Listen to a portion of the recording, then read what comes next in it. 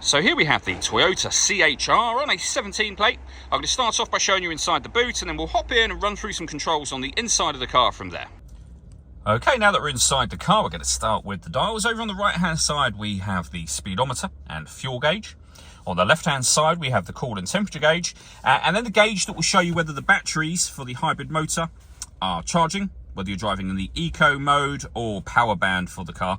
You can also see up there that the engine is technically running. We are in electric vehicle mode at the moment, but it shows you the car is ready to start by the green symbol you can see just there. And you know you're in electric vehicle mode because it will say so in the center just here. Next to the total miles for the car, which are 28,575.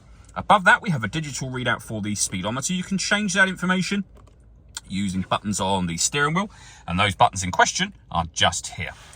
Also over that side we have lane departure warning system, cruise control for the car as well, and on the left hand side stereo and phone controls. The main stereo screen is over in the center. It's all touchscreen.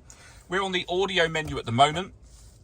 You can see we got AM, FM and DAB radio, auxiliary input, Bluetooth audio. There's a few Toyota friendly apps that can be projected up onto the screen. We have iPod input as well, and USB input on the end just there. You can adjust the volume for your stereo controls over here, and this is where you would access the Bluetooth so that you can pair up your phone to the car.